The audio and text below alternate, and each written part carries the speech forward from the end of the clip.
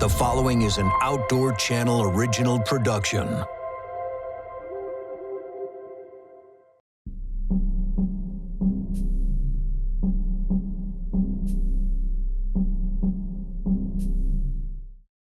Wild animals and wild places. They're more than a picture. They're inspiration, excitement, and adventure. Patrolling and protecting these natural resources is a first-class band of peace officers. These are the Wardens, dedicated to the preservation of our great outdoors. I got another fish state park on the ice. This week on Wardens, it's not our normal enforcement as far as law enforcement division. This is normal for us. This is one of the things. It's not a matter of if, it's a matter of when we fall through it.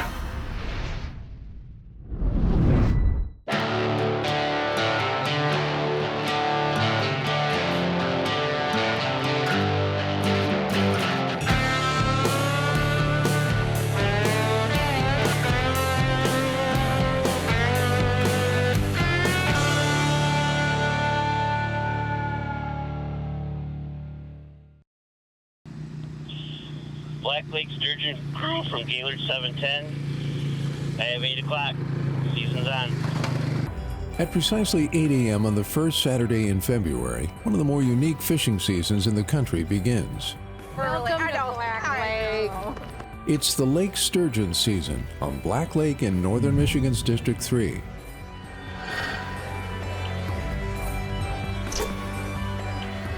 This particular sturgeon season, this spearing season, is the only one in the state of Michigan where this year they can take 6 fish and they can use an actual spear to spear the fish. In the other areas in northern lower Michigan, for example at Seagull Lake, they have a minimum 50-inch requirement, and it has to be hook and line. So this is the only place in the state where you can actually spear a sturgeon. More than 300 registered anglers brave the snow and cold temperatures for their shot at one of 6 Michigan sturgeon. The total limit in 2017 for all sturgeon taken on Black Lake is 7, but they stop all fishing after the 6th harvest in an effort to keep them from going over. No one can take more than 1. So we'll have conservation officers and fisheries techs at these little shanty towns, and then as soon as that 6th fish is caught over the radio, the cannon will go off, and then we go through these shanty towns and make sure that everybody stops fishing. We do it as fast as we can because obviously we don't want to get over that quota, over that number of 6. It has happened in the past. The year before, the entire season lasted less than 40 minutes. It was a half an hour. Yeah. 36 minutes yeah, exactly. A new record. Most use some type of decoy to attract the sturgeon to a large hole they've cut in the ice. Well, you can see here I got it all twisted up. Yeah. Basically, this decoy spins around on the bottom slowly, and or not on the bottom. I usually put mine about halfway up. Yeah, halfway up, and then you get them up close to you. So. Yeah, and a lot of times they'll swim. They're just kind of curious, so they swim underneath the decoy.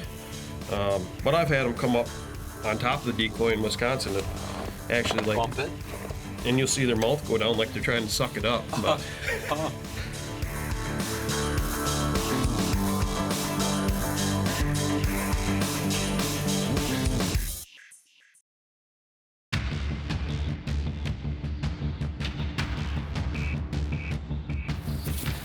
yeah, this is the place to be, though. This is where 5 of the fish, four last year, and then the year before, it was another hot spot too. Yeah, so. 3 out of the 5. Yeah. Yeah, we normally fish down there up the point a little closer. This year we used a little deeper water because of the clarity. I think it was 2011. Remember, we had like 11, and they were flying out on the ice constantly. Couldn't get it shut down fast enough. No, yeah. And you guys got a tough job ahead of you today. Yeah. Just a few minutes after the 8 o'clock start, Conservation Officer Mark Depew gets called to the first sturgeon of the season. We're going to our first fish on the ice, state park.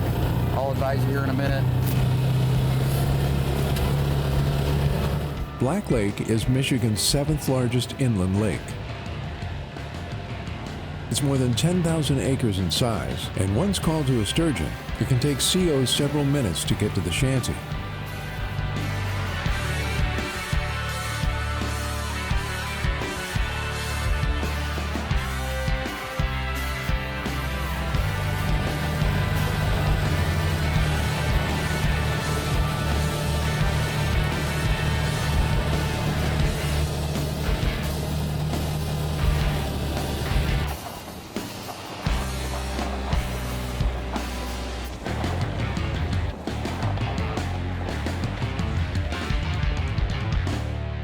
Yeah, that's a nice fish.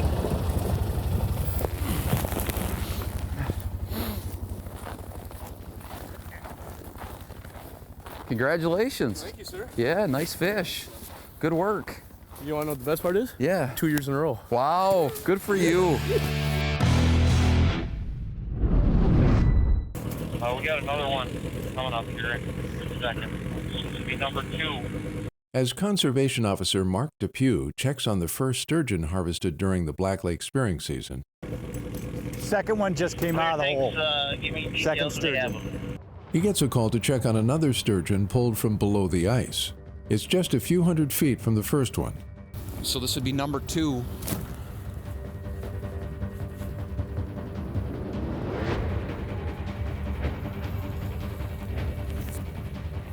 Clear fish number 1.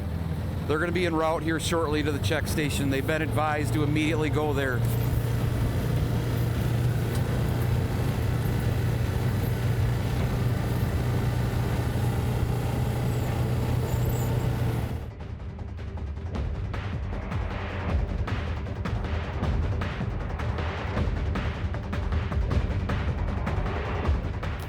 Well, congratulations.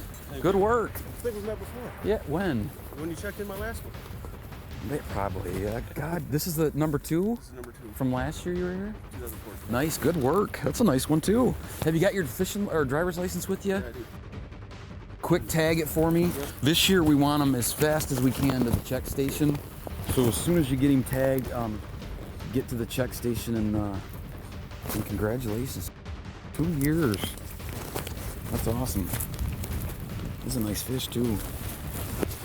With both of the fish being speared just a few minutes after the official 8 a.m. start time, part of CO Depew's duties include making sure no one got a head start on the season.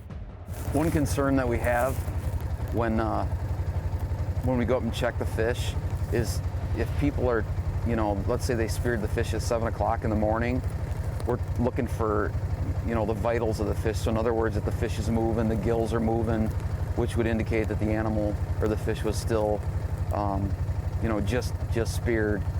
Because we've had rumors in the past of, people trying to skirt the system by getting an early one where they wait 5-10 minutes and then throw it out on the ice. And we got one. But again, so making sure that the animal is still has some life in it is pretty important for the overall keep everything fair.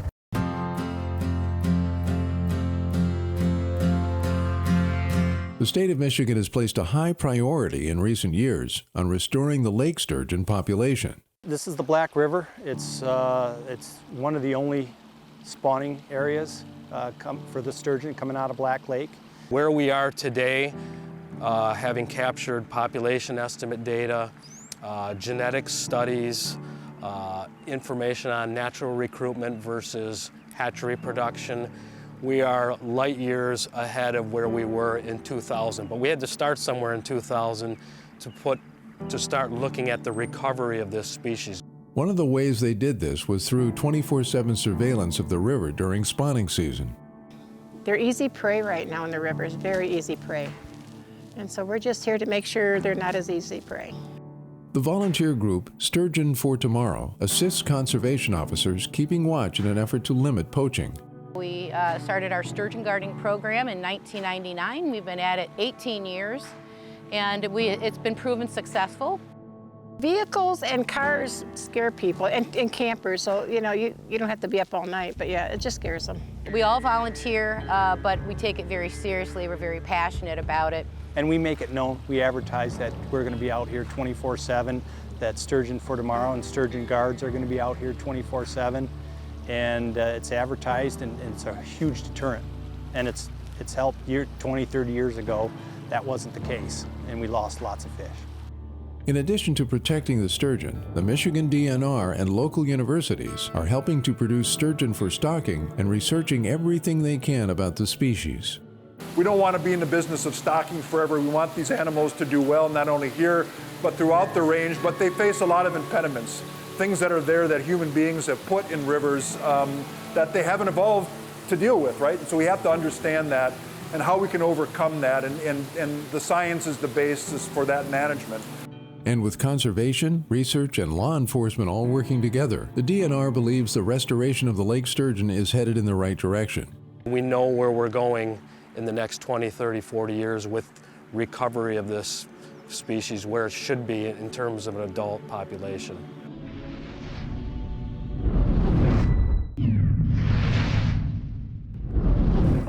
The ice on Black Lake at the beginning of February can be more than a foot thick. There's very little chance of a CO falling through during the sturgeon season, but they know it can happen at any time and are always prepared for it. Preparation for falling through starts at recruit school, where prospective conservation officers must endure the ice bath.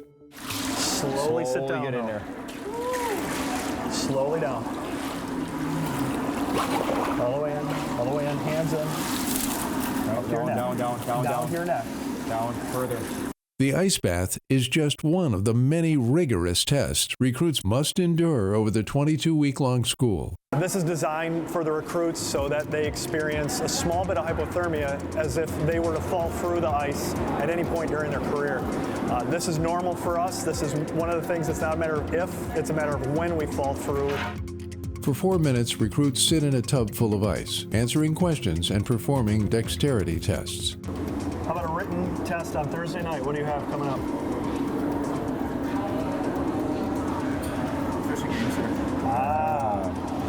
Have you studied for that yet? Yes, sir. 100%, right? Yes, sir. Since it goes towards your GPA? Yes, sir. You're starting to chatter. 1, 2, 3, 4, 4, 3, 2, 1. 3, 4, 3, 2, 1. Do it one more time for me. 1, 2, 3, 4, 3, 2. Good, go ahead and lower it. And what those do is prove to the recruit that indeed in their mind they're trying to get through it, but their body just won't push them through it. So they know later when they are conservation officers in the field that they can push through it because they've been here before. It's a mental test that the recruits weren't necessarily looking forward to. Yeah, I was slightly dreading today. I know I can do it. I'm happy to have done that, but it was a challenge. It's a way of life. It's what we do. It happens. Like I said, we've all gone through it. I've fallen through the ice before, and I've swam in cold water before, but it's a unique experience. And when they poured the bucket of ice water over my head, it just took my breath away immediately. H. Henry, A. Adam. Come on. N. Nora, S. Sam, O. There you go. Ocean. Come on. N. Nora. The pouring more ice on is actually, that is by design. That is one of those things that if they do go through, it's very, very possible that more of that water will run over the top of their heads. This, just like the rest of the water safety program that's going on next to us right here, it basically tests mostly their mental capacity. Anybody can do this physically. It's them being mental, them fighting through it mentally. Afterwards, recruits are taken through a series of showers to bring their temperatures back to normal. And they wouldn't rule out taking a second ice bath. I'd do it again. The more experience I have at it, the better I'll be able to survive in a real life situation. Doing this definitely prepares us for what it's going to feel like, and now we know that we are able to be, do the dexterity and be able to think quick and when we're in a situation like that. How long do you think you've been in for? I'm not sure, sir. Give me a guess. I'm not sure it's not an answer. 3 minutes? 4 minutes. 3 minutes, Up and out. 4 minutes, you know. Slow. Slowly though.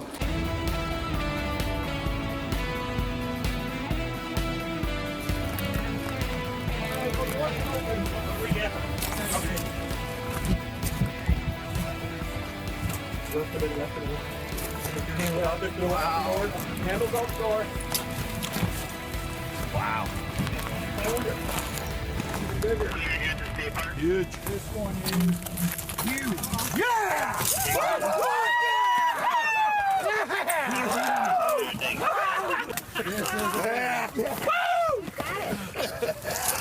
So just to be clear, we have one that Nikki reported and one that you've just now reported. Correct. 4. Okay, you have an angler name, and was that Horseshoe Bars? Back on solid ice, Michigan's Black Lake sturgeon season can be very short.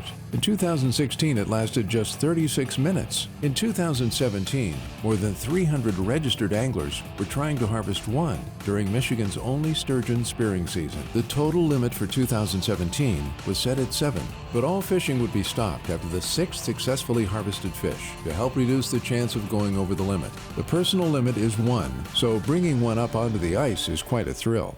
Absolutely overwhelming. It was my heart dropped. It was just, for a second, quick split second, I wasn't exactly sure what to do. But I'm like, oh crap, get the spear, aim, and drop it down on them. And it was crazy. I got another fish, State Park, on the ice. With 5 sturgeon on the ice, the race was on to bring up fish number 6. CO Mark Depew gets a call and starts heading toward the lucky fisherman. Congratulations. Good work. Congratulations. Nice job. Thanks. Yeah, is this your first one? Yeah. What happened? She just came in, or? Yeah, it came in real slow, gave me all the time in the world to spear it. Well, you're the 6th fish. Huh. So yeah, good work. It's shut down now. As CO Depew was checking on this sturgeon, 2 others were being brought to the surface. All 3 sturgeon were brought up practically simultaneously, and now officials have to figure out how many sturgeon were harvested and how to shut down the rest of the people fishing as quickly as possible.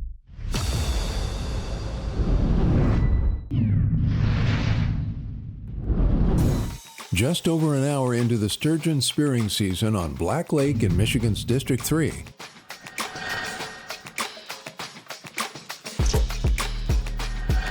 Conservation Officer Mark Depew gets called to the 6th fish of the day. I got another fish, State Park, on the ice.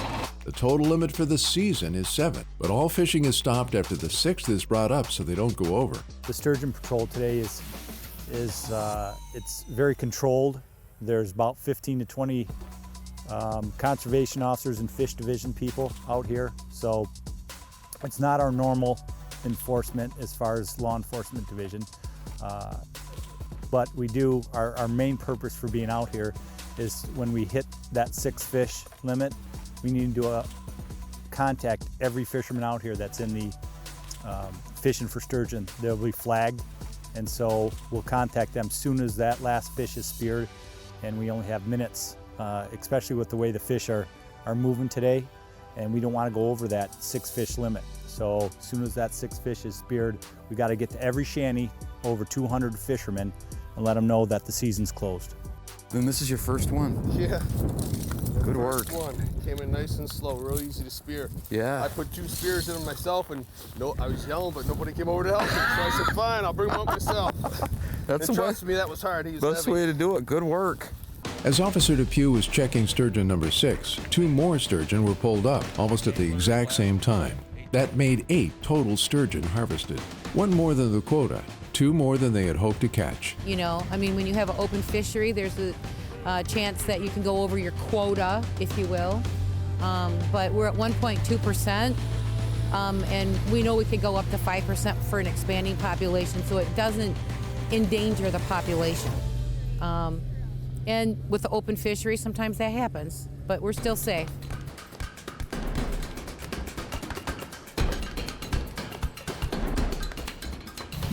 You went 20 minutes longer than last year? Yeah. That was another nice fish. Was that bigger? Or? No, it was about 50 again, somewhere in there. Back at the check station, all of the fish were brought in for official measurements and photos. An unofficial celebration of a truly unique fishing season. 5'5". 5'5"? Yep. Total length, 5'5" inches. Centimeters? 140 centimeters.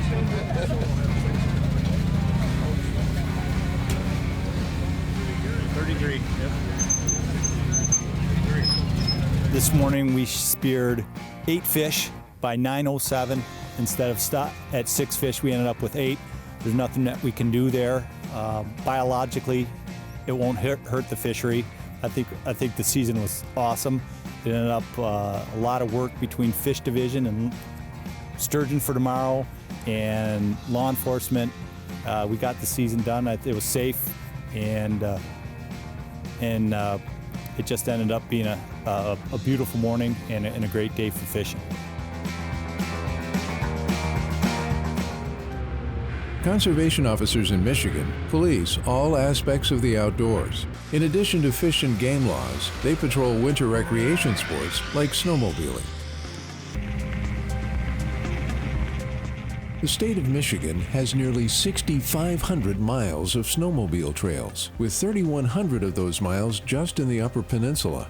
50% of our trails go through private property, and we're basically at the mercy of these private property owners to allow us to have our trails going through their properties, and that's the reason that we're doing the enforcement. But that number is down over recent years due to noise pollution.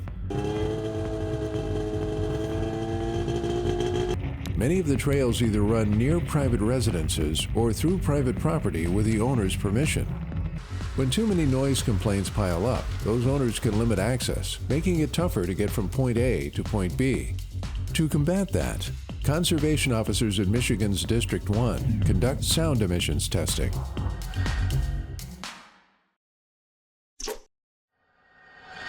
Snowmobiles manufactured after 1980 must be equipped with a muffler that does not exceed 88 decibels. Conservation officers use a sound level meter to measure the noise. They set up about 13 feet away at a height of 4 feet and take the average of 2 tests to determine if a snowmobile is over the limit or not.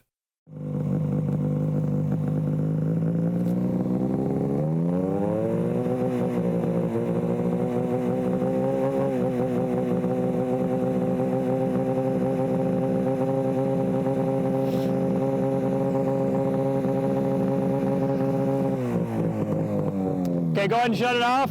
And if you're 88 decibels and below, then you pass. If you're over 88 decibels, you can see where this is the 4-second average of when you were going. So you're at 89.1 decibels.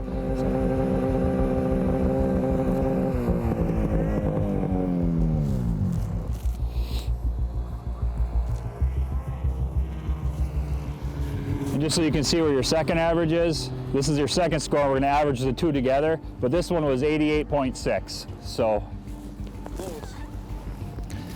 and actually, the difference between just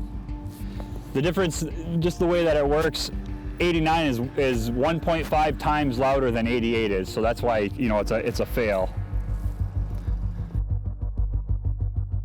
This rider is issued a ticket for exceeding 88 decibels.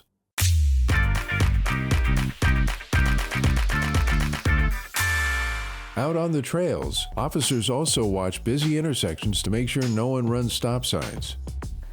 This particular stop, there's a lot of foot traffic. The college is right here. There's a viewing spot at the top of the hill. Snowmobilers will run this stop sign because it doesn't look like a road, when in fact it's probably one of the most important ones to stop at.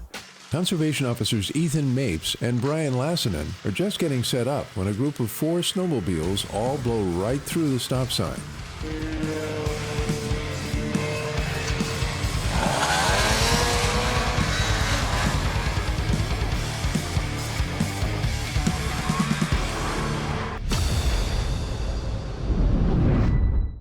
It's the middle of the snowmobile season in the western half of Michigan's Upper Peninsula.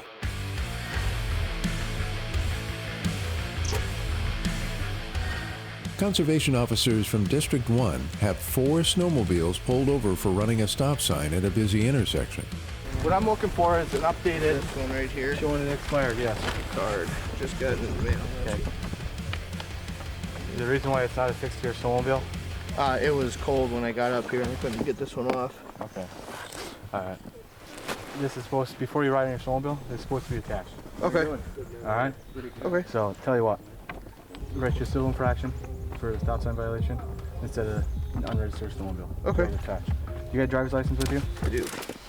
While CO Lassinen checks this rider, CO Mapes finds marijuana in a pipe.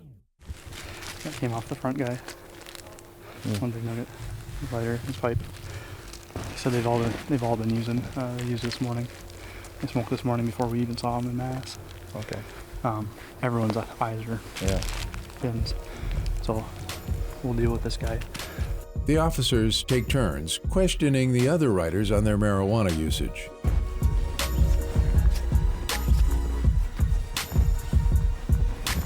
When's the last time you smoked? Didn't. Huh? Didn't. Today? Yesterday? Didn't. You did? I did not smoke up in Michigan. How long have you been up here? Any drug use today from anybody? No, no, not till I know. Nope. Because I'm getting a different story from the 3 other guys that are with you. Yep. Well, everybody's a grown man, you know. And I'm the oldest out of the group. Right. So I can't watch everybody what they do. So what they do is their own business. What I do is my own business. Right. But I didn't smoke. Well, your business is my business today. Yep. Right? Yep. Okay. You betcha. Smoked in Wisconsin last time? When's the last time? I just asked a general question. I have in Wisconsin. When's the last time you smoked marijuana? Right before I came up. When was that? Saturday, Friday. Okay, you got a medical marijuana card? I do not. Okay. All right.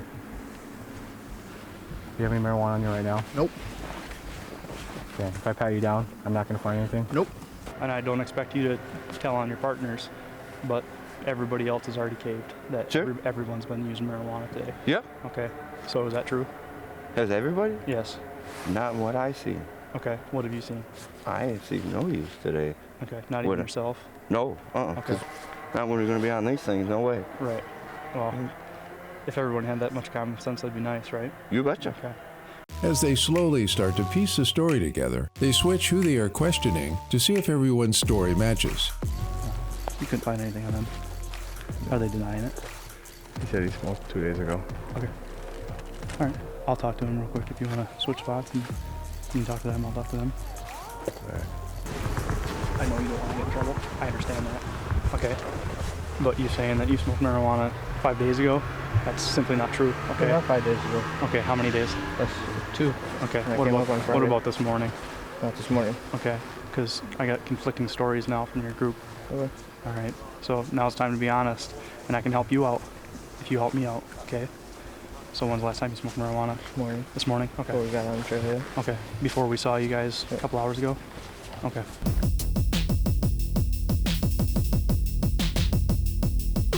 Michigan's District 1 is home to the Carp Lake Mine and other abandoned copper and iron mines. The mines are a popular hibernation spot for the state's bat population, a population that is dying off at an alarming rate. We found 92 bats today. This population in the past has been upwards of 19,000 bats. So we're looking at a 99% plus mortality rate that's happened here in the last 4 years. It's pretty devastating. So at one time, this was the 5th largest population of bats in the state, and now we're down to less than 100. The cause for this huge drop in the number of bats is white nose syndrome. You can tell that these have died a long time ago. Basically, you've got a little bit of skin left, a little bit of fur and bones, and that's about all that's left. The disease did go through this particular mine 2 years ago. So we're not finding anything in the way of fresh dead bodies. It's mostly ones that died probably 2 years ago. First discovered in 2006, white nose syndrome is now found in 29 states and 5 Canadian provinces. This disease is unique in that it only infects bats, multiple species of bats, but only infects bats. It doesn't infect any kind of livestock or pets or people directly.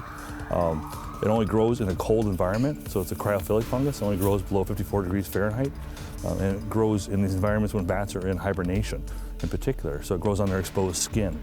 Protecting these hibernaculars is really critical for the recovery of these species over the very, very long term. White nose syndrome irritates the skin of a bat and dehydrates them. It also interrupts their hibernation patterns. Those bouts become so short that they become awake continuously and they burn up the energy reserves they have for the winter. And there's no opportunity to feed and replenish their energy reserves. So if they burn those energy reserves prematurely, because of the disease, they can run out of gas effectively and they'll die en masse. Everyone I looked at is heavily infected. Yeah, unbelievable. At some of the sites, the state is testing a couple of different treatments they hope will increase survival rates of bats with white nose syndrome. We have 2 different treatment trials going on. One strategy is to go in and actually treat the site. They're smaller sites where we go in and treat the site before the bats are there to try to kill off the fungus that's causing the disease, white nose syndrome. The second strategy involves treating the individual bats, not just the site. And if it works well, then we'll continue to test other sites here in Michigan, and then also other states will start using it. So we feel fortunate that we're kind of one of the leaders in field trialing these treatment types. So it's exciting. We're hopeful.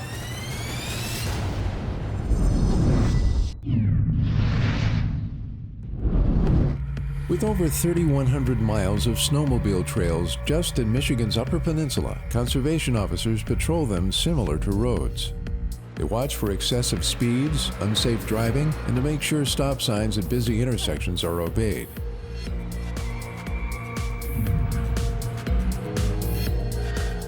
In Michigan's District 1, COs Ethan Mapes and Brian Lassinen have a group of 4 snowmobilers pulled over for running a stop sign on trail number 3. One of the drivers had drugs on him, and he admitted to smoking marijuana earlier that morning. A second rider eventually admitted to smoking as well. So now it's time to be honest, and I can help you out if you help me out, okay? So when's the last time you smoked marijuana? This morning? Okay. Before we got on the trail, yeah. Okay, before we saw you guys a couple hours ago? Okay. All right, you got your license on you? Or does my partner have it? He's got it. Okay. While the COs work to get the story from the rest of the group, a sound check is being administered closer to town. Okay.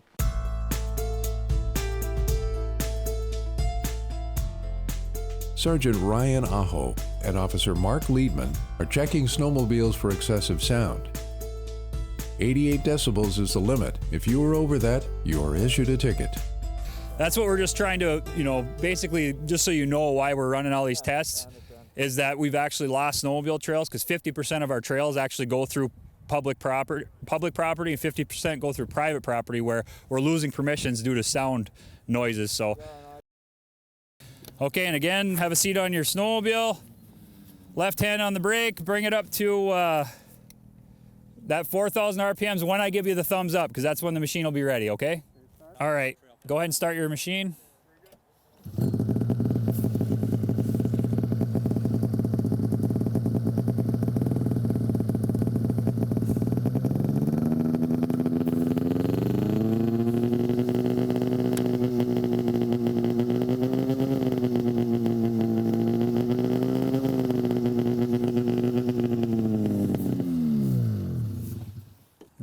Even I can do the math on this one. Exactly the same. So I'm good to go? 90.5, you're way over. 88 is the limit where if you're over 88, you're in violation. Aftermarket exhaust systems are the primary cause of engines being too loud.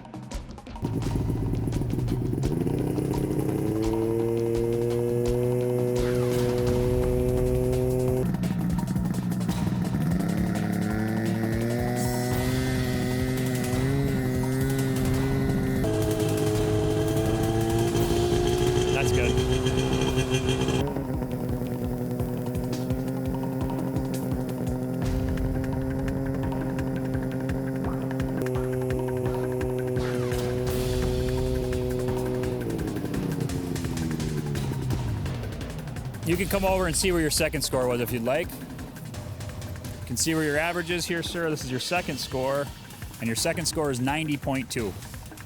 Come on up and check out I put pause, 91 flat.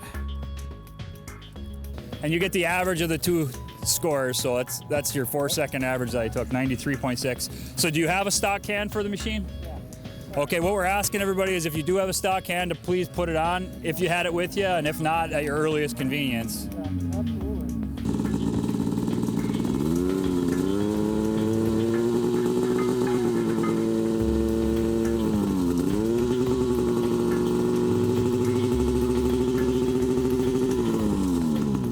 Go ahead and shut it off.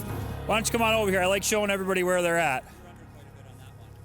He's way over, so you're at just with where you were, 94.9. Okay, what is the limit on that? 88 is the limit, so yours probably one of the loudest sleds of the day. Today we had a very successful patrol. We were targeting sound enforcement on the snowmobiles, so snowmobile sound enforcement, where we tested, we've probably tested close to 20 snowmobiles. I think we issued 12 to 15 citations for snowmobiles that exceeded 88 decibels, which is the maximum that you can have for a snowmobile to be legal.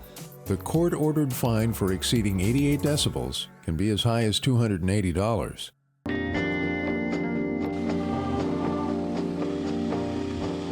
With thousands of miles of trails in the state, keeping them groomed is a near round-the-clock job.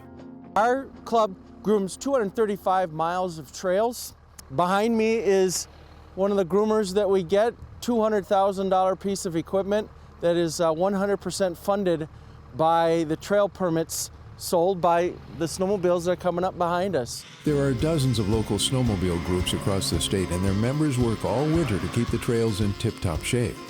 The winter of 2016-2017 in Houghton County saw 180 inches of snowfall. Because of the high amount of snow that we get up here, as well as the enthusiasm from the snowmobilers to come up here and play in all that snow, we have to hit our trails at least twice a day. Snowmobiling is huge for this area. I mean, that's probably our primary winter income as far as tourism and so forth. So it makes a major impact. If we don't have the weather for snowmobiles, then our economy is hurting up here a little bit. So in a season, our club grooms over 30,000 miles of trail. That's like circling the globe and going another quarter of the way around.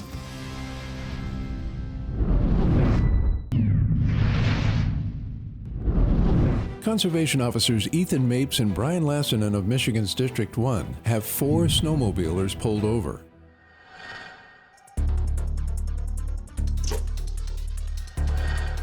The group ran a stop sign at the intersection of 2 very busy snow trails, and they found drugs on one of the drivers. I found marijuana on the front group. We're going to deal with that. They shouldn't be driving. At least a couple of them shouldn't be driving. Their sleds today, and obviously it impaired them, which is why they blew this stop sign right through this intersection with people walking everywhere. So, be a good one to get him off the trail. In addition to traditional fish and game laws, COs police many recreational sports, like snowmobiling. I know you guys smoked marijuana, everybody smoked marijuana this morning before you hit the trails, right? I didn't smoke, they did. I didn't smoke any marijuana this morning. Were you guys staying in the same room? Yeah, okay. yeah. So you're telling me that they were hiding, or what's well, going what on? they do outside, I go outside and smoke cigarettes and make sure everything's... When's the last time you used marijuana? Friday night. Friday night, before you guys came up to Yep. Michigan? Okay. Yep. 2 of the drivers have admitted to smoking marijuana earlier that morning. So now it's time to be honest, and I can help you out if you help me out, okay? So when's the last time you smoked marijuana? This morning. The other 2 are denying that they also smoked. Any drug use today from anybody? No, not till I know. Nope. Right. The COs conduct field sobriety tests on all 4 individuals. 18, 19, 20. 1, 2, 3, 4, 5, 6, 7, 8, 9.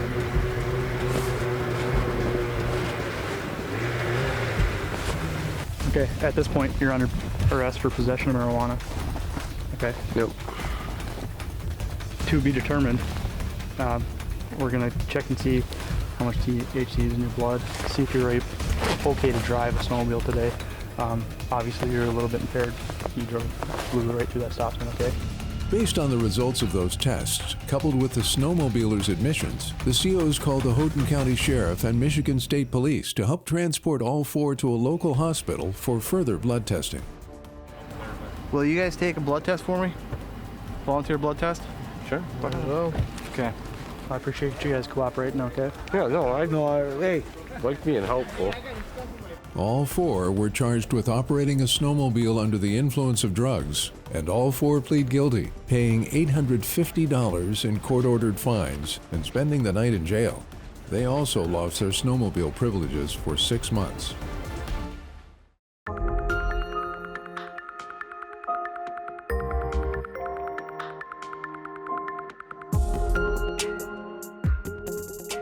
The start of Michigan firearm deer season is the busiest patrol period of the year for the state's conservation officers. But the days leading up to November 15th are busy too, as COs in Michigan's District 5 monitor the rural counties along Lake Huron.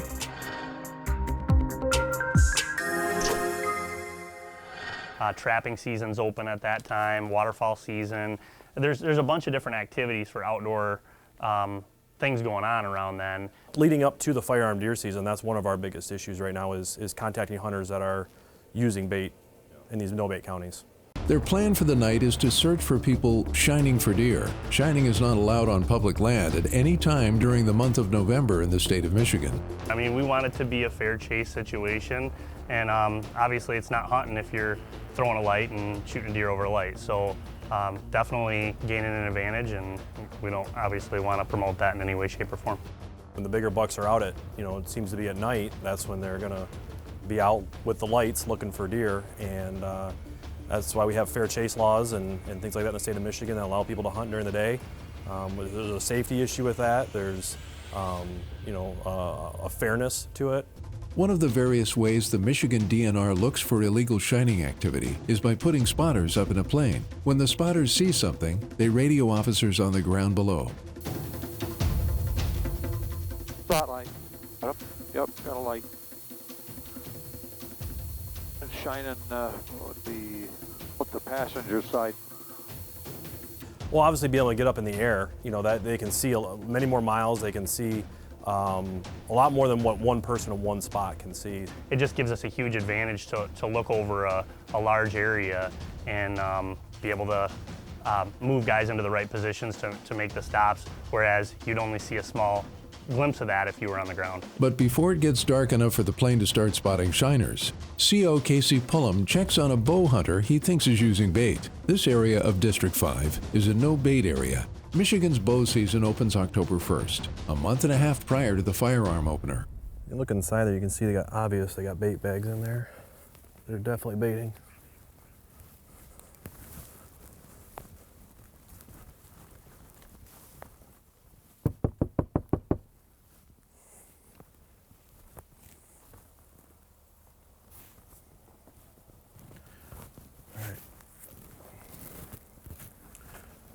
Bait bags everywhere. There's bait, there's corn in the back of that four-wheeler.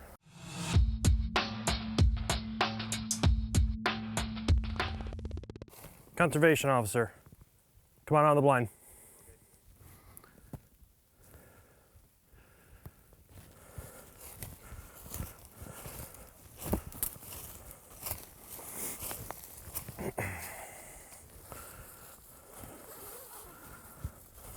How you doing tonight?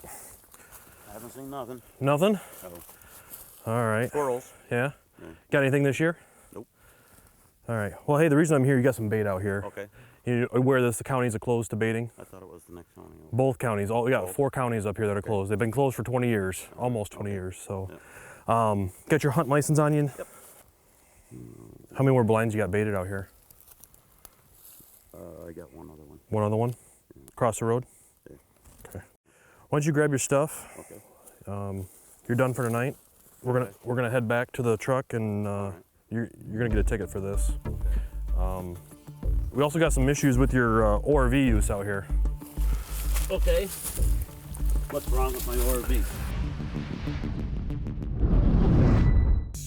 Baiting has been banned for nearly 20 years in Michigan Conservation Officer Casey Pullum's district, yet he isn't surprised when he finds someone hunting over bait. Even though we have a no baiting law, people are still gonna bait. And we're seeing in this area about 85% of the people still bait. And even though it's illegal to bait, and there are stiff fines for it, it's just one of the things that's been ingrained in them apparently, that they have to bait to shoot deer, and that's just not true. While checking on a hunter who he had been monitoring since last year, he found he was using bait. Well, hey, the reason I'm here, you got some bait out here. Okay. You aware that the counties are closed to baiting? I thought it was the next one. Both counties. We got 4 counties up here that are closed. They've been closed for 20 years, almost 20 years. So. In addition to baiting, the hunter was also operating an ORV on federal forest land but wasn't on an approved road or trail. Well, this is not a trail out here that you're maintaining. This is not an ORV trail, and you're obviously maintaining this and using your ORV to bring your bait and your stand or whatever you're using to bring back here. I just talked with a federal officer, and he just like me to give him your information, and so you may be hearing from him in the future in regards to the trail use. But today you're getting 1 ticket from me for baiting deer in a closed county. The hunter was given a warning for the ORV use, and his court-ordered fine for baiting in a closed area was $645. Can't be baiting. There's no baiting in this Oscoda County, Alcona County, and then the other 2 counties up north, Montmorency and Alpena County. He knows that. It's been that way for almost 20 years now. Anybody that hunts this area does know there's no baiting here. He tried deflecting it, saying, oh, I thought it was the other county next door. Well, it's all 4 counties. The bait restrictions in these areas are to help prevent the spread of wildlife diseases. CWD is a unique disease because it's caused by a misfolded protein. So it's not a bacteria, it's not a virus like a lot of other diseases that we deal with. This is kind of uncharted territory for a lot of wildlife diseases. So these prions, or these misfolded proteins, can be shed from the animal in urine, saliva, and feces, as well as staying in the carcass of a dead animal. So a dead carcass, a dead deer, can actually be infectious for chronic wasting disease. It is primarily a deer disease. However, it is contagious between animals, and it is also essentially a death sentence for that animal.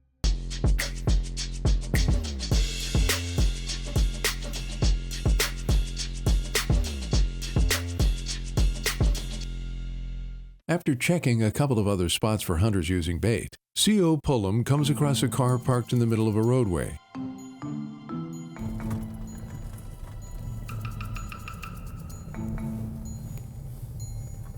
What's this guy doing? What's going on?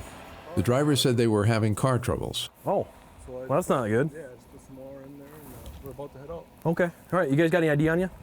All right. Whose car is it? Might be. Okay. Was that guy helping you that just drove out of here? While checking IDs, Officer Pullum smells marijuana and asks if he can search the vehicle. Okay. You guys got any alcohol or drugs in the vehicle? No. All right. You guys wouldn't mind if I took a look then? Yeah. It's okay? Yep. All right. Why don't you guys step out real quick? COs in Michigan are fully commissioned peace officers and provide general law enforcement duties in addition to their conservation efforts. One of the 3 has a state-issued medical marijuana card, but the other 2 do not. In Michigan, if you have a medical marijuana card, you must keep your marijuana in a lockbox. I can smell marijuana. Is there marijuana in the vehicle? I have lockbacks. Okay. Why don't you grab it and let me take a look at it? There's nothing up front. Oh, no, I don't believe so. You don't believe so? He has medical marijuana Okay. card. Okay. All right. Can you open the door for him? There you go. I forgot it. All right. You guys, you go ahead and shut the door and just stand right there at the front of the vehicle. Okay. Go ahead and show me your lockbox. You got keys for it? Okay. You have your card on you? I do, yeah. Okay. My lockbox right there. Okay. After inspecting the lockbox, Officer Pullum starts searching the car.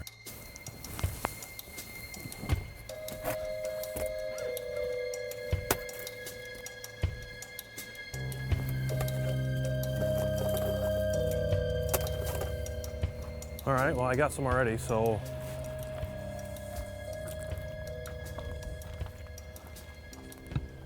It's yours?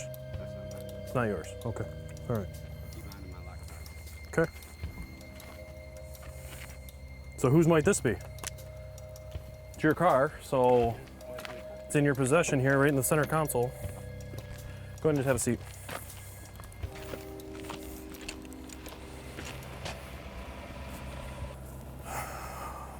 This is from the guy in the back seat. Marijuana in there. This is a grinder.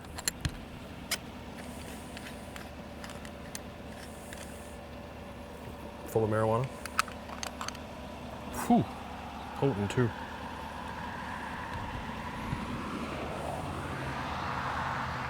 After handcuffing the suspects Have a seat. Turn around, put your hands behind your back. and calling for assistance with the stop, CO Pullum continues searching the vehicle.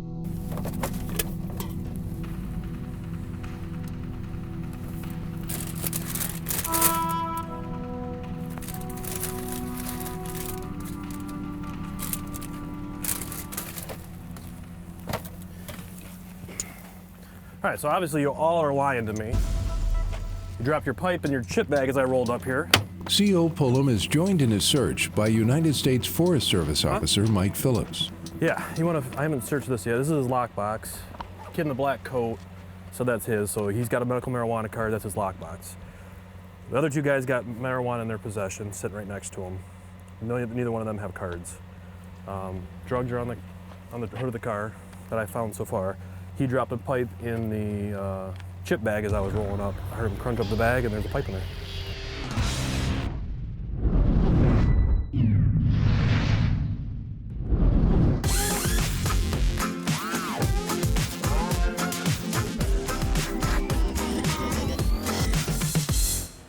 Good morning, everybody. How are you today? This is the third annual Youth Conservation Academy. For the third straight summer, the Michigan DNR held a Youth Conservation Academy for Detroit area kids. Safety. You gotta do it every time? And on that one, because you're not seated all the way back, it didn't release. Okay? So now you can release it. Is yours? Okay, The Academy is held on Belle Isle, one of Michigan's state parks, that sits on the Detroit River between the U.S. and Canada. Helping these kids understand what we do helps the department. It opens up employment opportunities to them that they never knew existed. The 6-week course teaches the students about all aspects of the DNR. It's an excellent opportunity to let the children understand how beautiful these natural resources are and how they can utilize them. Because some kids that don't typically get out into the outdoors in the city of Detroit, and kind of gives them an introduction to what natural resources Michigan really has to offer. The students shoot crossbows, learn about firearm safety. So in order to function it, you have to hit this release, and that would allow you to load a new round into the chamber. Go kayaking and more. I got to learn about the firearms, how to load them safely, how to keep them, point them in directions to where you won't point them at anyone else. It was very fun. We learned a lot about firearms and hunting, fishing. I went kayaking for the first time, so that was really cool. At the end of the program, there is a graduation ceremony where students receive hunter education certificates, fishing licenses, and gear. And that's one of the neat things about the hunter education program, is because it also introduces gun safety and gun handling. So, the kids of Detroit, they don't necessarily have an opportunity to experience hunter safety and gun handling and things like that. So, and then, a lot of these families around here, they don't hunt and fish themselves. So this kind of gives them an introduction to the other world that's out there. And so when they have an opportunity to get out on their own and they get into a place where they can, and they're set to go. So they'll be able to hunt the rest of their lives legally in any state across this nation. And we're also going to teach them about marine safety and take them through boater safety programs so that when they get an opportunity to go out and enjoy our waterways, they can do it legally.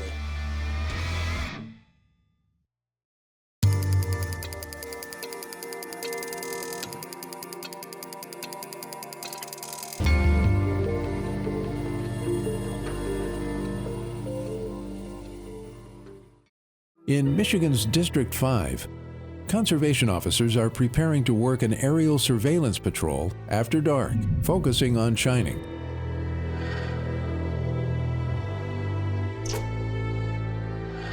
In Michigan, you cannot shine for wildlife on public land during the month of November.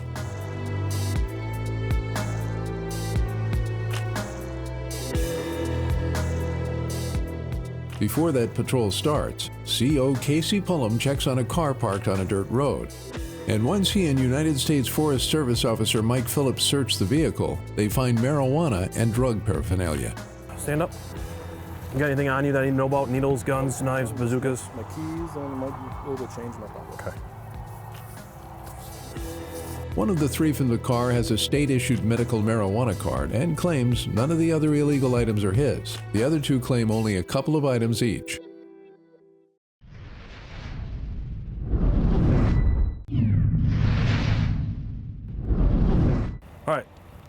Come over here for a second. Here's what we're gonna do. An hour before, this surveillance plane takes off, and a patrol for shining wildlife starts. It still seems to be progressing here northbound. About how far out do you think you are? Michigan Conservation Officer Casey Pullum is wrapping up what should have been a routine check.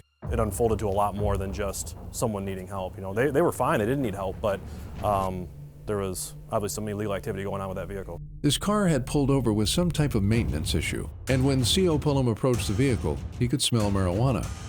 The occupants allowed him to search the car, and he found marijuana and associated equipment. With the help of Officer Mike Phillips, they've decided to take 2 of the 3 occupants of the car to jail. Can you transport for me? Transport up to Mile? I can do both. If you could, that'd be handy. If not, I can squeeze one into here. The third is being let off with a warning from CO Pullum since he has a state-issued medical marijuana card. You 2 don't have cards. You have a card, but you're still transporting it illegally. You understand, you got a lockbox, you're smoking it in the car, you know these guys have this stuff. You know, you can't have that stuff without it being in a lockbox. It's got to be locked up. I had mine in my lockbox. You had a pipe in your bag. It wasn't my pipe.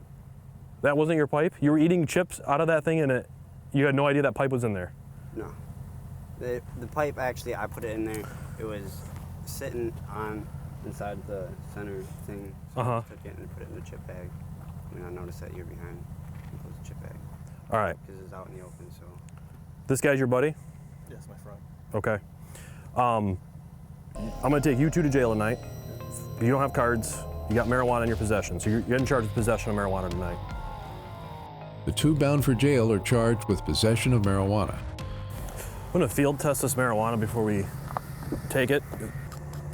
Just because it smells like and looks like marijuana, I guess doesn't always mean it is. So the prosecutor wants us to first field test it before we charge them with it. The field test is used to determine if the substance can be reasonably believed to be marijuana.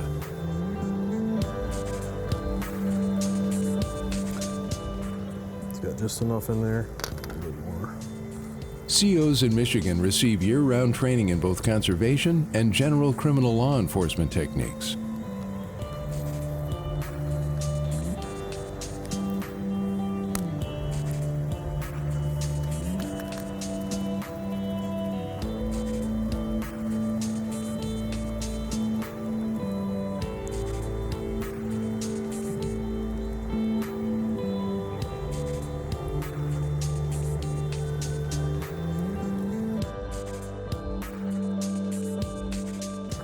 There's 3 capsules in there that I need to break, and you gotta shake it for so long before you, there's 3 capsules in here, and then obviously the color change is what we're looking for. We're looking for it to turn into a purple with a separation of some sort there.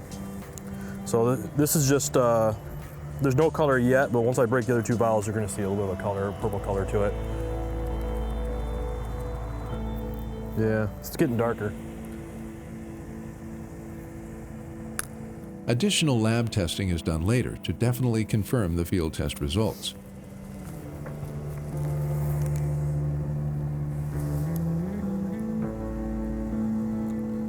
Yep. So that tests positive for marijuana. It was a busier night for us. Obviously, we had a dedicated patrol, but at the same time, I had a couple other things I wanted to follow up on.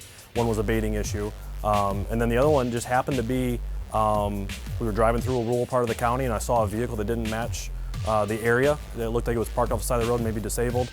And a lot of times when we do have people disabled in the part of a county that's rural like that, they don't have cell signal.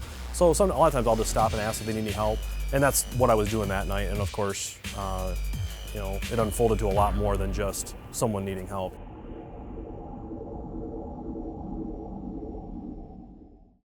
It's already been a busy night for Conservation Officer Casey Pullum. It was a busier night for us. Obviously, we had a dedicated patrol, but at the same time, I had a couple other things I wanted to follow up on. After checking on deer blinds with illegal bait, why don't you grab your stuff? You're done for tonight.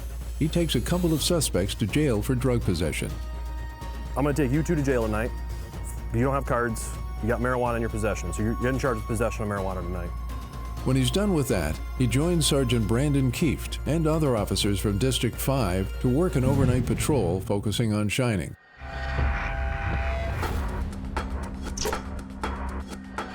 You guys all make good decisions. I'm not worried about that. And obviously, we just be safe. And if you need somebody to back you up, make sure to call. Shining in November has been illegal for quite some time, mainly because that's the time of year when we have a lot of guys in the woods or heading to deer camp with firearms, preparing for the deer season. And we have just had the experience that most of the time people are shining in November. It's usually not for recreational activity. It's usually because they have firearms or some other thing that's going to make the stop illegal. In Michigan, it's illegal to spotlight or shine wildlife on public land during the month of November. One of the techniques the Michigan DNR uses to patrol for shining is to fly over areas and radio officers on the ground if they see anything. Well, what we're hoping to see is spotlights that we'll see those coming from the vehicles. And that's one thing we actually take note of. If a spotlight comes out one side of the car or the other, that's something that the officers want to know. Sometimes there's multiple lights, and you do get an eye for it. On a clear night like tonight, sometimes the spotlights show up for many, many miles. Kevin Jacobs has been the aviation manager for the DNR for 18 years. Aerial surveillance flights are important for a handful of reasons.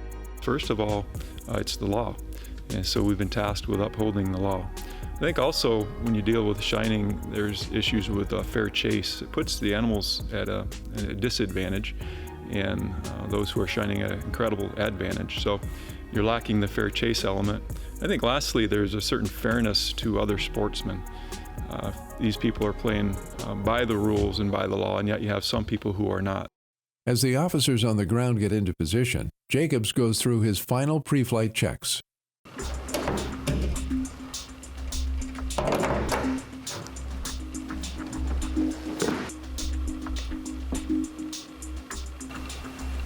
We have a good level there.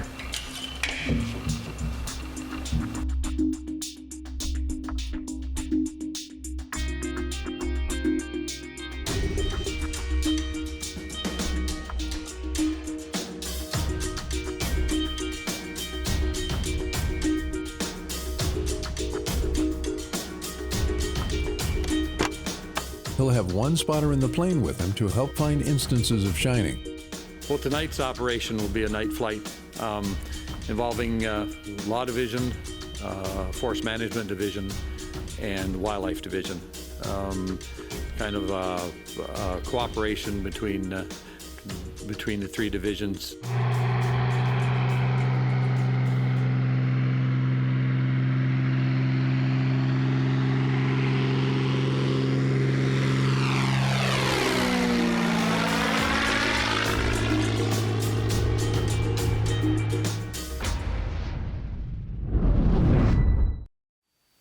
A lot of dark spaces out here. Certainly we're looking for vehicle movement, and you know, anything that stands out. Sometimes it's a slow rolling vehicle, stop and go vehicle, and then ultimately if there's a spotlight.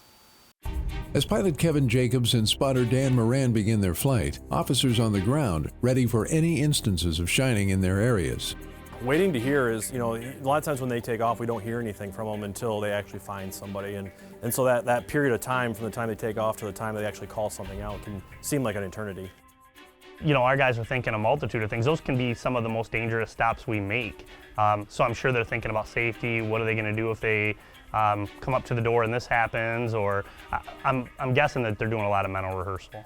It's hard to sit there and wait for something. You want to be out there looking, but at the same time, you don't want to give yourself away and being in the area. So, but yeah, it's definitely exciting waiting to hear that call from the plane that they found something, and hopefully it's in your area where you're at. Shortly after getting in the air, the plane spots someone slow rolling on a dirt road in Michigan's District 5.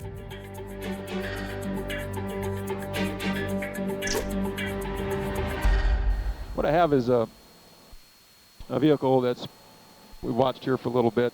He's done some slow roll, some stop and go. He did a turn, and he did a turn very, very slow.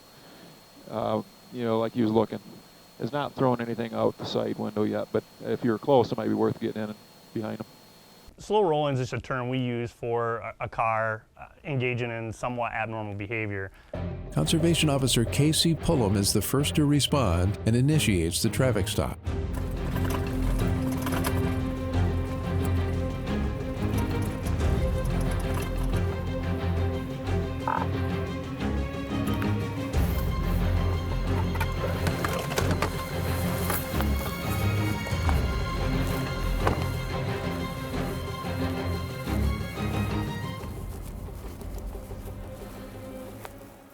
How's it going? Good. Get your license, registration, proof of insurance.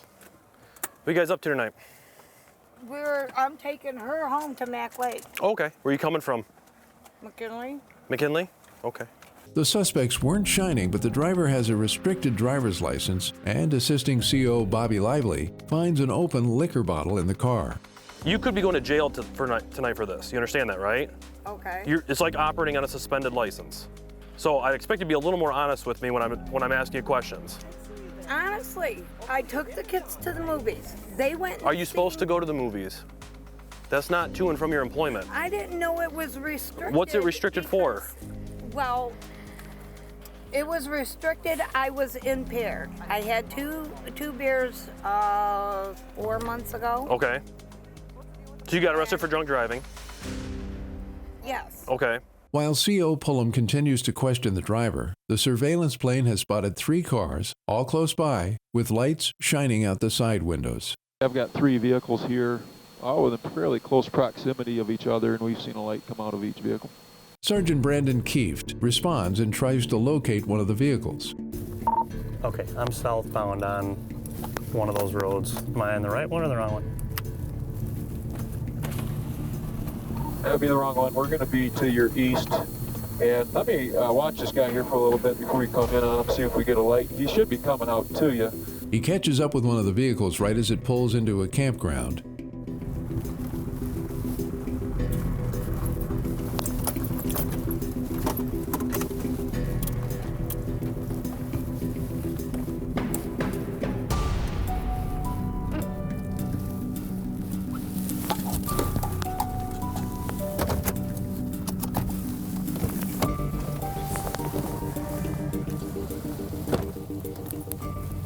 Is this your campsite, sir?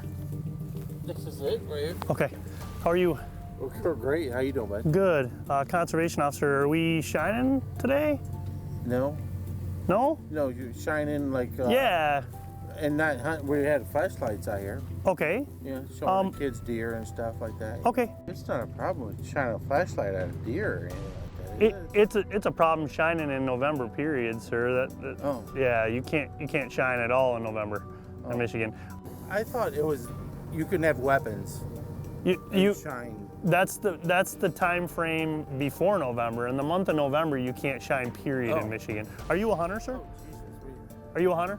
I haven't hunted about 4 years. Okay. Do you have any current hunting licenses or no? I don't have any hunting license at all. Okay.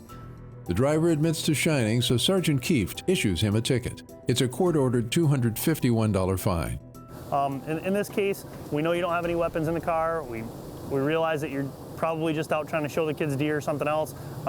The problem doing it in a stupid manner. The problem is that you gotta remember what the laws say in Michigan. You can't do it in the month of November, period, unless you're on your own private property, and in fact you're on state land here.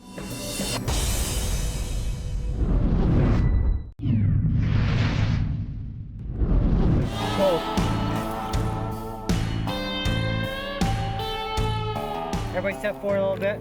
Kind of get on the line with Adam so he's not in front of you guys. Today, youth hunt here at Muzzy Pheasant Farms. It's great to have the kids outside. Anytime, in my opinion, we can get them outside walking around. I mean, it doesn't matter if they're actually putting birds down or not. They're learning how to do it. I mean, it's just great to get them outside.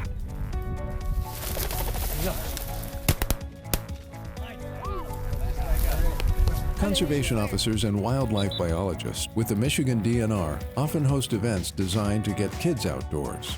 Events like this are important, especially to get newer people interested in the sport. Not just pheasant hunting, but hunting in general.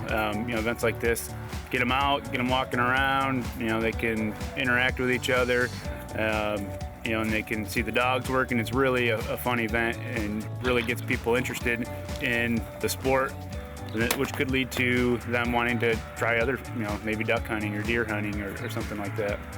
Michigan used to have a large pheasant population, but recently bird numbers are down. All right, we're just gonna keep walking. There's one right there. Ooh, good shot. Smoke. And biologists are working with a number of agencies to try and bring those numbers up. The first step towards achieving that is by putting high-quality grasslands back on the landscape. You know, these grasslands have a lot of benefits, including, you know, improving water quality, reducing soil erosion and runoff in agricultural areas, as well as providing habitat for pollinators like bees and butterflies and other wildlife like songbirds, deer, turkeys, and pheasants. Getting kids involved at a young age not only leads to more hunters, but hopefully more people invested in restoration projects like the ones involving pheasants. You miss, not a big deal. Everybody's gonna miss, all right? There's a bunch of birds out here, okay? I mean, some of these kids, they're going to remember this day for a long time. They're going to remember when they came out to the farm and got to go pheasant hunting, and they're going to want to go out to the field behind their house or where they have permission land to go. They're going to want to go hunt for pheasants, and they want the habitat to be there. All right, good job, guys. Conservation Officer Casey Pullum has this truck pulled over on a rural road in Michigan's District 5.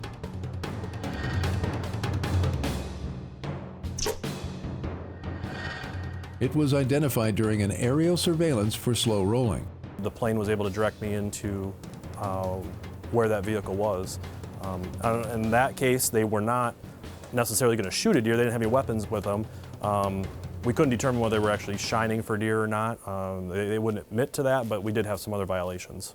The driver has a restricted license, and there is an open container of liquor under one of the seats, as well as a couple of cans of beer. CO Pullum administers a field sobriety test. And what I'm going to do is just copy what I'm doing, and you're just going to go heel toe. 1, 2, 3, 4, 5, 6, 7, 8, and 9. When you get to 9, you're going to keep that foot planted. You're going to turn on a pivot, just like I'm doing, and then go 9 steps back. 2. You're counting as you're walking, keeping your arms to your side. Okay. Okay, whenever you're ready, you may begin.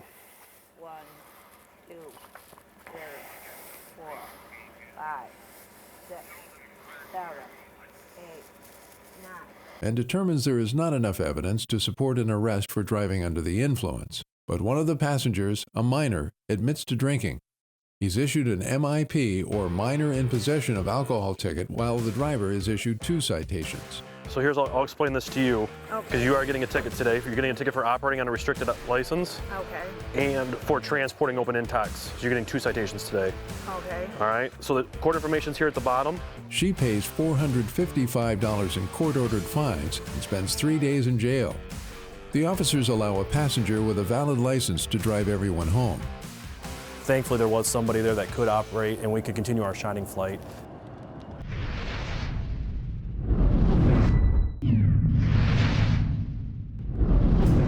A Saturday night patrol for shining is turning into a Sunday morning patrol as pilot Kevin Jacobs and spotter Dan Moran continue their flight above Michigan's District 5.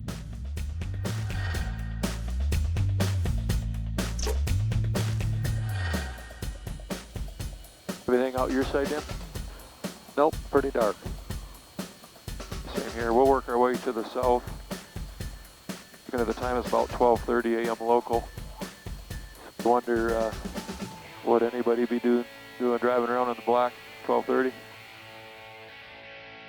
It is illegal to shine or spotlight during the month of November on public land.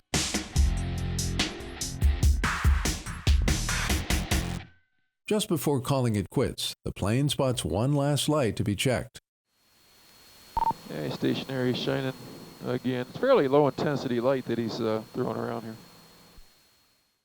Sergeant Brandon Kieft is the closest officer to the suspect, about 4 miles away. Using the GPS on the plane, the pilot directs him where to go. That's the direction we'll be coming from. All right, copy that. He's northbound now.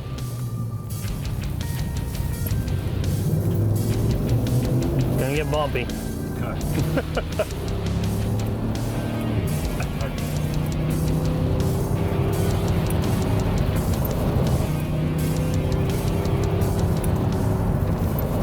are quite a few residences here just to his west. He may be working, in that direction. The pilot and spotter think they are looking for an ATV. He went black again. He is, he's black now. He's in the neighborhood, let's put it that way. I think he's getting close to residence. So if I buzz past him, just let me know. Sometimes he can't estimate how fast the vehicle on the ground's moving and you'll drive past a road. Most of the time he's very good. I'm impressed with how well he knows the roads. He's got an overlay up there. And he's got a ton of experience, so he knows the roads, he knows the areas. About 20 minutes after the search for the ATV begins, Sergeant Kieft finds the residence where it's believed the ATV pulled into a garage. And 102 is going to be the residence on your right, coming up there. They pulled in. Yeah, 7271 just pulled in home.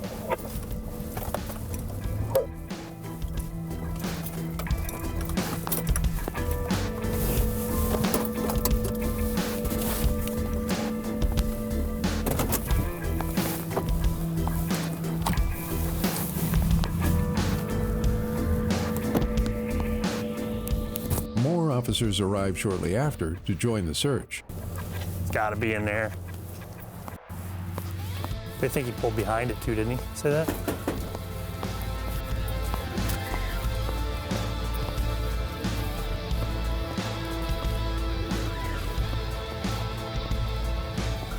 Didn't get here fast enough.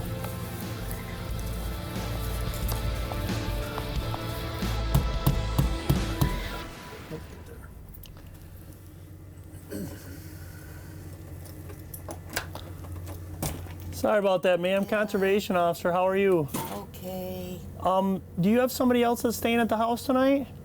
My son. Okay, is he home? Yeah, he's to bed. Okay, can you get him for me, please? Okay, hold on. Yep, thank you. Okay, was there, How you doing? Good, how are you? Good. How long you been home? I just came home. That's what I just thought. I seen the plane. Yeah, okay. Well, what's the deal tonight? You want to put some shoes on and show me what's going on? While inside, the ATV driver says he was just out for a ride, but admits he was using a flashlight. What were you shining with tonight? I just had a flashlight. Okay. What were you out doing tonight? I was just coming through a trail. Well, that's the good bonus about having the plane there, is that the plane can stay above and can narrow down where the suspect is. The ATV operator was a good number of miles away from his house. The plane was able to follow him back to a certain residence. He knew the residence that the suspect went into. Here's the deal. When the plane sees you like that, why'd you boogie toward home if you didn't think there was anything wrong? I didn't know it was the DNR. Right. I thought it was a plane flying around. Right. Well, here's the deal. It's illegal to shine in November period, whether you have a weapon on you or don't have a weapon on you. You can't shine at all in November in Michigan. Sergeant Kieft issues him a ticket for shining, which is a court-ordered $270 fine. He was able to come out. He eventually confessed to the situation, and it's always great to catch them and throw the lights on and stop them before they make it home, but unfortunately, depending on where your units are, sometimes they make it back home before you get to them.